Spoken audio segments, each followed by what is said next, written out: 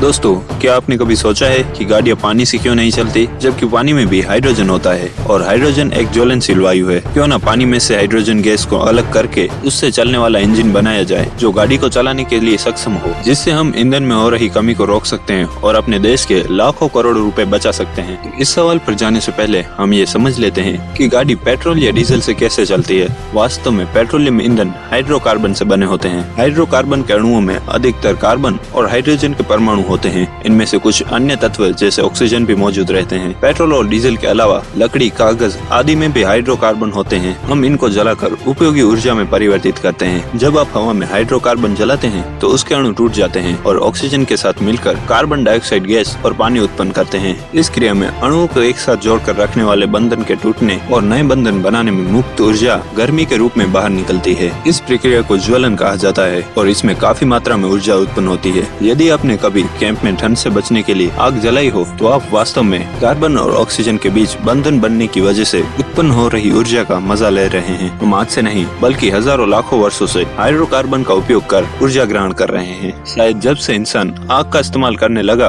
तब से ही इस तरह खुले में आग जलाएं तो अधिकांश ऊर्जा गर्मी के रूप में उत्पन्न होती है। लेकिन गाड़ी को चलाने के लिए जरूरी है कि यह ऊर्जा गर्मी के रूप में नहीं बल्कि ऐसे रूप में उत्पन्न हो जिससे यंत्रों को चलाया जा सके। गाड़ियों में पेट्रोल या डीजल की ज्वलन प्रक्रिया इंजन में होती है। ये इंजन अत्यंत कार्यकुशल होते हैं। वे बहुत कम ऊर्जा बर्बाद करते हैं और अधिकतर ऊर्जा का उपयोग कर लेते हैं। इंजन कैसे काम करता है इस पर तो एक पूरा वीडियो बन सकता है। फिलहाल हमें इसकी रासायनिक प्रक्रिया पर ध्यान देना है। पेट्रोल डीजल जैसे ईंधनों में हाइड्रोकार्बन होता है जो हवा के संपर्क में आते ही आग पकड़ लेता है और उस ऊर्जा का उपयोग करके गाड़ी को चलाया जा सकता है। सब जानते हैं कि पानी को ईंधन की तरह जलाया नहीं जा सकता। पानी का गाड़ियों में ऊर्जा के स्रोत के रूप में उपयोग करना अभी तक केवल एक सपना या वैज्ञानिक कल्पना ही है। लेकिन क्या कोई रासायनिक प्रक्रिया है जिसकी मदद से पानी को भी ईंधन की तरह उपयोग किया जा सकता है? रासायनिक संयोग के नियमों के तहत अकेले पानी से रासायनिक ऊर्जा निकालने का कोई तरीका नहीं है, क्योंकि पानी में उपस्थित हाइड्रोजन एवं ऑक्सीजन के बंधन को तोड़ने में ऊर्जा निकलती नहीं बल्कि सोखी जाती है। लेकिन हम देखते हैं कि पानी का उपयोग मशीनों को चलाने में किया जाता था और आज भी किया जाता है। पहले भाप के इंजन चलते ही थे ना, इनमें पानी को गर्म करके भाप बनाई जाती थी और फिर इस भाप की ताकत से इंजन चलता था। एक और तरीका है जो हाइड्रो पावर यंत्रों और बांध में इस्तेमाल किया जाता है। बड़े बड़े बांधों में काफी ऊंचाई से पानी टरबाइन पर गिराया जाता है। टरबाइन घूमने से बिजली उत्पन्न होती है। यदि ऐसी कोई प्रक्रिया है जिससे पानी को एक ऊंचाई पर चढ़ा दिया जाए और फिर वहां से नीचे की ओर गिराकर उसकी ऊर्जा का उपयोग कर लिया जाए तो गाड़ी चल पड़ेगी। लेकिन गाड़ियों के संदर्भ में देखा जाए तो यह काफी असंभव सा प्रतीत होता है। गाड़ियां इतनी ऊंची तो नहीं है कि पानी गिराकर पर्याप्त ऊर्जा प्राप्त की जा सके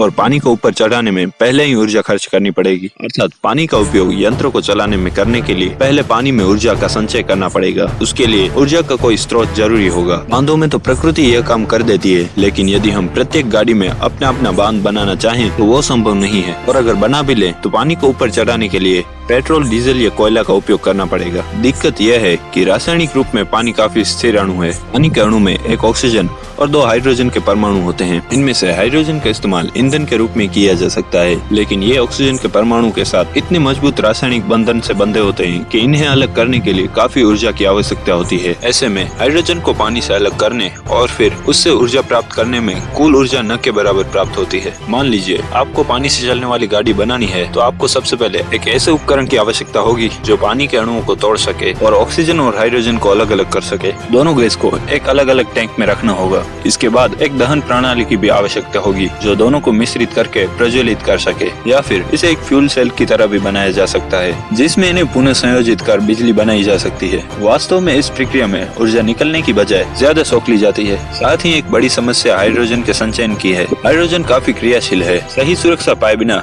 2 गाड़ियों में मामूली टक्कर भी एक बड़े विस्फोट का कारण बन सकती है। साल 2002 में जेनेसिस वर्ल्ड एनर्जी ने घोषणा की थी कि उसने एक ऐसी गाड़ी तैयार की है जो हाइड्रोजन और ऑक्सीजन को अलग करके और फिर उसे पानी के रूप में पुनः संयोजित करके ऊर्जा प्राप्त करेगी। कंपनी ने इसके लिए इन्वेस्टर्स से $25 लाख भी लिए, लेकिन वे एक भी ऐसी गाड़ी बाजार में नहीं उतार सके। साल 2008 में एक जापानी कंपनी जेनपेक्स ने दावा किया था कि उनकी गाड़ी केवल पानी और हवा पर चलने में सक्षम है। काफी चर्चा और जांच करने के बाद पॉपुलर मैगजीन नाम के एक मैगजीन ने जेनपेक्स के दावों को ध्वस्त कर दिया। जिस गाड़ी को जेनपेक्स ने मीडिया के सामने प्रदर्शित किया था वास्तव में वह एक इलेक्ट्रिक कार थी जिसका निर्माण भारत में किया गया था और ब्रिटेन में जी विज नाम से बेचा गया था। पूर्व में इस तरह की गाड़ी विकसित करने को लेकर कई और दावे भी किए जा चुके हैं, लेकिन ये सभी दावे या तो विफल हो रहे हैं, काफी शोध और निवेश के बाद भी बाजार में नहीं आ पा रहे हैं, या फिर लंबे समय तक सफलता न मिलने पर ऐसी परियोजनाओं को बीच में ही बंद कर दिया गया। यानी कि अभी तक हमारे सामने पानी से चलने वाली कोई भी गाड़ी मौजूद नहीं है, लेकिन हम उम्मीद तो कर ही सकते हैं कि भविष्य में कोई ऐसी गाड़ी बन जाए जो पानी से चल सके। बाकी आज का वीडियो आपको कैसा लगा नीचे कमेंट करके जरूर बताना। तो अब हम मिलते हैं अगले वीडियो में, तब तक के लिए बाय और जय हिंद।